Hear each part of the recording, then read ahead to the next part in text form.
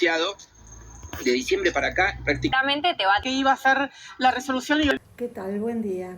Hoy, bueno, todo el mundo se puso a hablar, parece que es el grito en el cielo.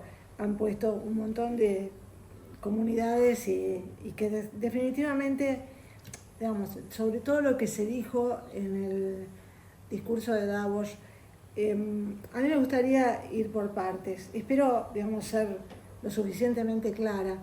Como yo, y sabrán que evidentemente a mí no me gusta dar clases, soy bastante dispersa y creo que las clases al final no las escucha nadie. Yo dividiría, para mí, el discurso en la primera frase que él dice, o por lo menos una de las primeras frases, que hace alusión a la parábola, la parafrasea, digamos, no la parábola, parafrasea, el cuento de Dickens, de Charles Dickens, de Christmas Carol. No sé si mucha gente lo leyó, no sé si mucha gente está al tanto de esa paráfrasis, podríamos decir, en la que, en el cuento, obviamente, a Ebenezer Scrooge, que es un avaro muy rico del siglo XIX, creo que es del siglo XIX, por supuesto lo tiene entrenando y esclavizado al sobrino. Es una persona sumamente avara, no da ningún... en la época de Navidad no da absolutamente ninguna dádiva, ni ayuda, ni nada a sus empleados. Y el sobrino, que era empleado de él, lo tenía prácticamente esclavizado.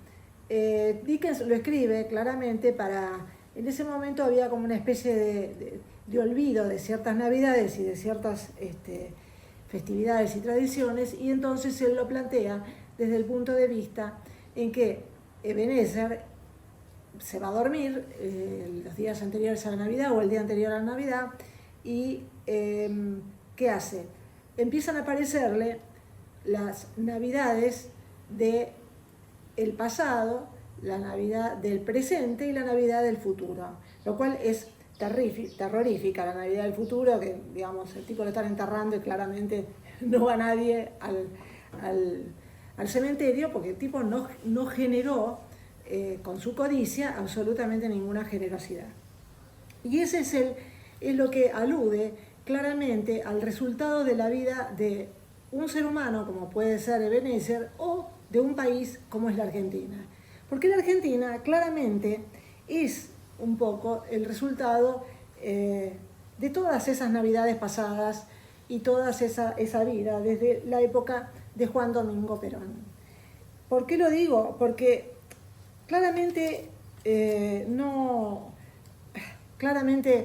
y me molesta un poco decirlo, porque yo fui hackeada hace 20 años cuando hablé del tema de la pedofilia y claramente no hubo alusión a algo que yo voy a terminar diciendo, porque es básicamente un poco lo que sucedió en la Argentina en estos últimos 70 años, de una manera en un principio más solapada, pero que termina con el kirchnerismo, o sea, vanagloriándose de ciertas cosas y romantizando hechos como lo que hoy legalmente y lo que se diría legalmente o pedofilia, estar con menores es eso. Y esto es muy duro porque yo lo denuncié hace 20 años y por lo cual me cerraron, porque me hackearon la cuenta de Facebook y no puedo ingresar. Por suerte sigo escribiendo y en algunos lados aparece, pero la realidad es que es así. Argentina, que con el peronismo de Juan Domingo Perón, que muchas de las personas de mi edad, mayores que yo, tuvieron y sufrieron la UES, que era un lugar donde se alistaba chicas de 15 años, 14 años, 16 años, y las que decididamente sus padres, sabiendo lo que ahí ocurría, directamente no las mandaban. Pero eso significaba, y la realidad es que hay que plantearlo lo más duramente posible, es que significaba que en el colegio las atrasaban, las obligaban claramente a ir de una manera, digamos, como quien diría, las combinaban a ir. Bueno, ese es el resultado. ¿Cómo sucedió? Bueno, terminó que obviamente en todos los... y la sociedad lo permitió en ese momento. Yo diría, perdón, me voy a corregir, en ese momento la sociedad no lo permitía, porque la sociedad era mucho más conservadora y quizás, yo diría, lo ocultaba. ¿Por qué? Porque un militar muy machote no se podía dar el lujo de otro tipo de actividades, pero sí lo hacía con menores y chicas de 15 años. Y eso era Vox Populi dentro de lo que la población sabía y hablaba.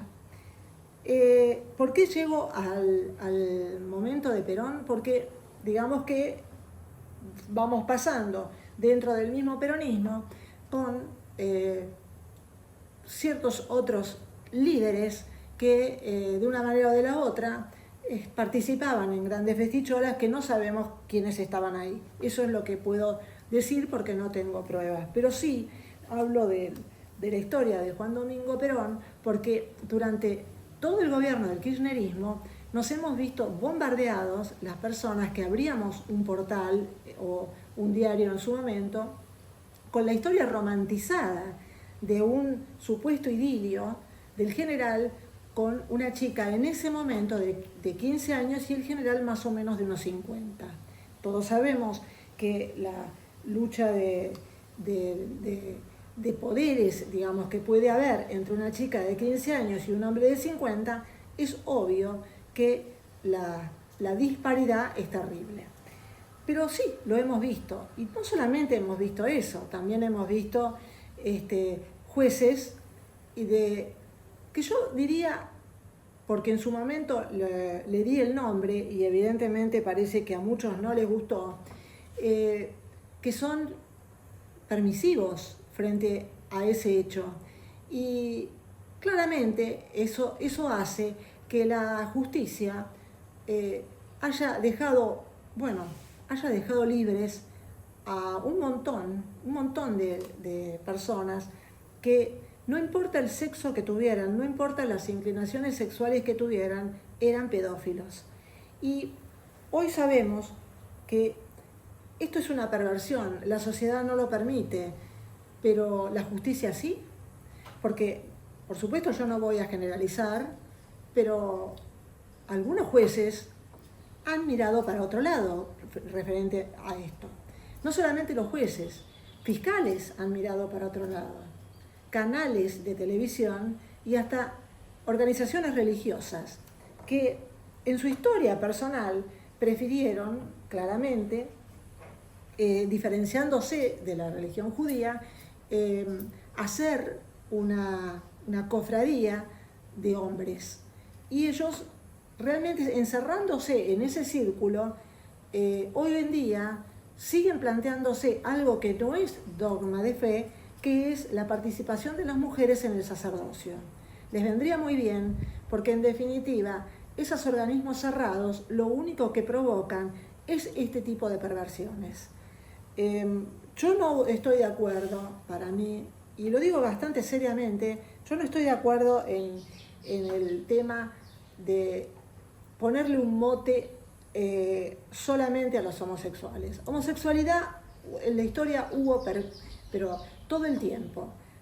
Nosotros sabemos que grandes pintores, Leonardo da Vinci, Miguel Ángel, practicaban actividades homosexuales. Lo mismo la transexualidad, porque podemos ver que en los carnavales de Venecia la transexualidad era un tema común.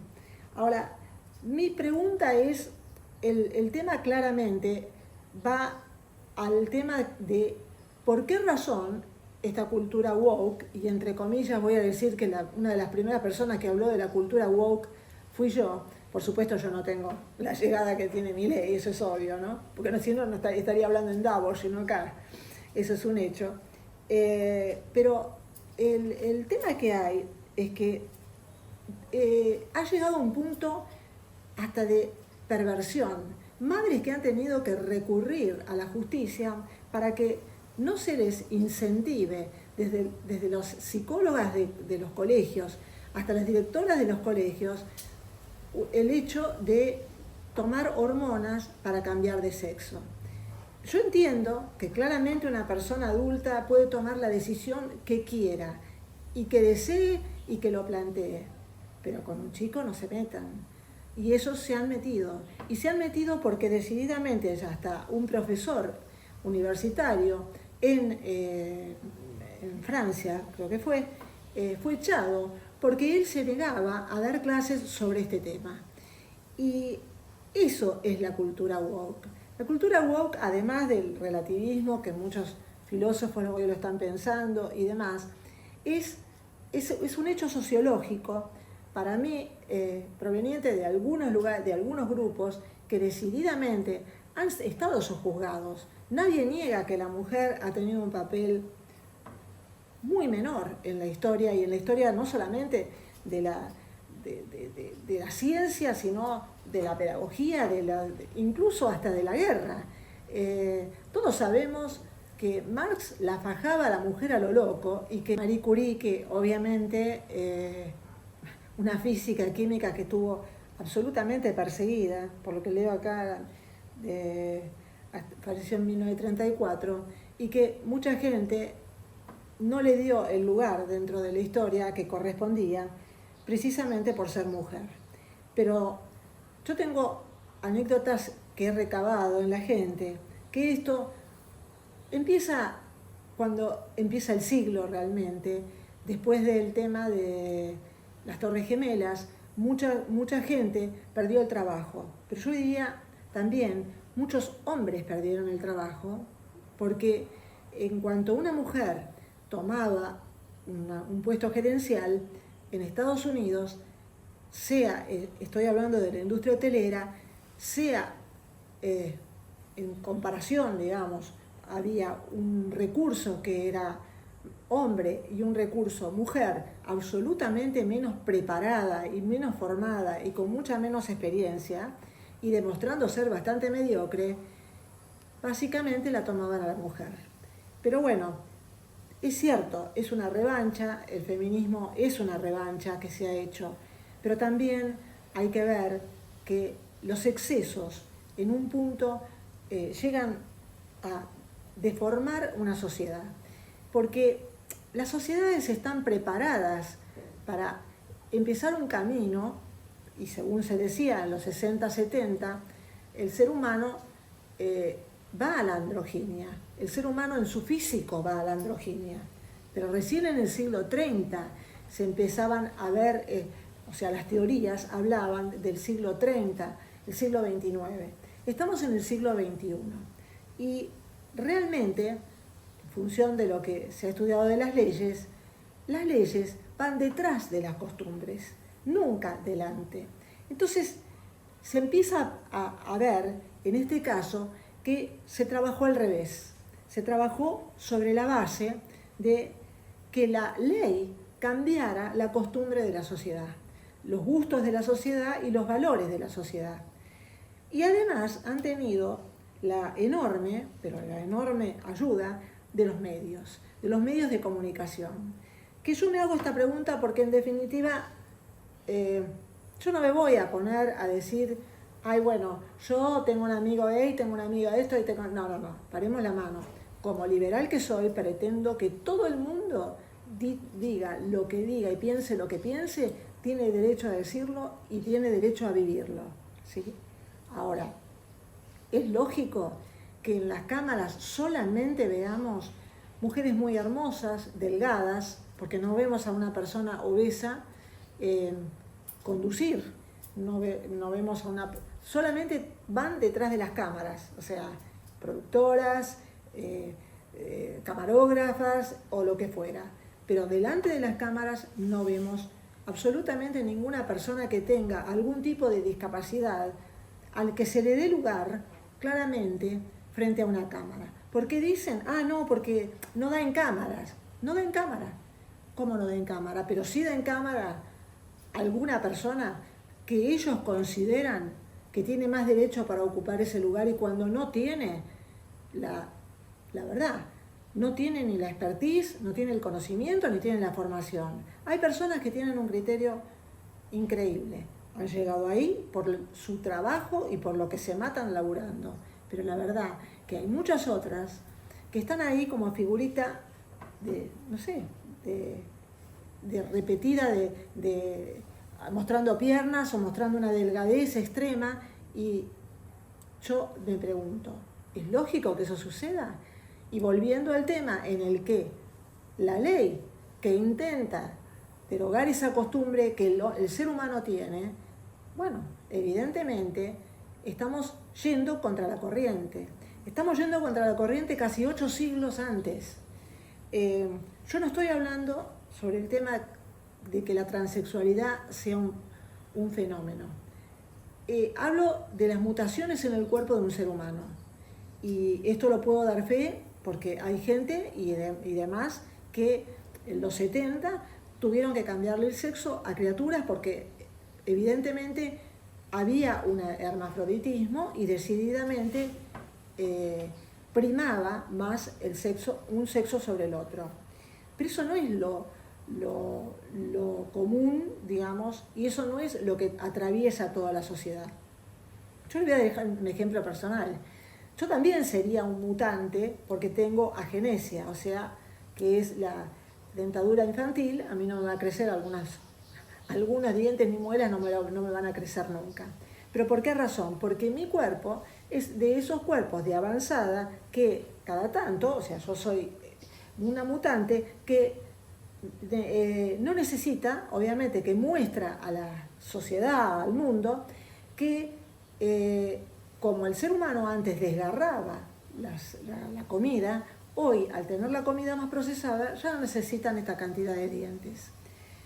No me considero un freak, como tampoco debe considerarse un freak una persona que tiene un sentimiento diferente del de su sexo. Pero, en definitiva, por ahora, estamos hablando de dos sexos diferenciados por las características personales. El hecho de una persona percibirse realmente del sexo opuesto no significa que sea un freak, ni alguien raro, ni nada por el estilo. Yo lo que me hago la pregunta, y decididamente me la hago desde el punto de vista de ciudadana y de encontrar, y a veces titubeo para hablar, porque quiero hablar con el mayor respeto posible sobre este tema, que el Estado, yo me pregunto si es lícito que el Estado privilegie a esa parte de la población con puestos, con subsidios, que en general yo diría es una población menor con respecto a los discapacitados, a los obesos, a los ancianos, y que decididamente privilegien, tanto sea los medios como la publicidad, que se mofa de los viejos, que es el caso de YPF.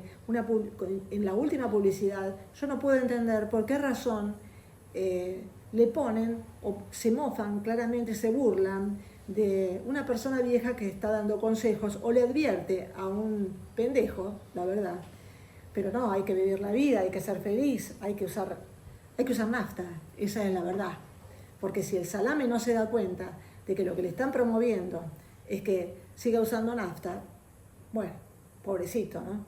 O sea, parece muy simpático todo esto, parece muy simpática las publicidades, pero en definitiva, creo que me fui un poco por las ramas, pero en definitiva, la verdad, no lleva a ningún lado, porque lo único que hace es, si el Estado privilegia a este grupo, que en la sociedad es un grupo pequeño, pero tiene mucha visibilidad en los medios, eso es un hecho, ¿qué pasa con el resto? Porque nosotros, como seres humanos, todos queremos que nos den privilegios. Es obvio. Como seres humanos queremos absolutamente que el Estado nos mime y nos quiera. Pero un Estado mima o quiere cuando dice no discriminemos la pobreza. ¿Por qué? Para seguir teniendo lo más pobre. pero después, entonces, banca un festival LGTB. Yo creo que, me parece a mí, que hay prioridades. Hoy en día, y vuelvo a repetir, y lo entronco con el tema de aquellos perversos que le quitan la vida y le quitan todo el futuro a una criatura. Hoy realmente los chicos son los que van primero, pero en definitiva parecía que el Estado tenía que privilegiar no a los chicos. Lo mismo el Estado, y yo hablo del Estado y enrolo al Estado a la justicia, porque en muchos casos, y con una mentalidad muy cerrada, muchos chicos que han sido abusados hoy ven caminar a sus abusadores.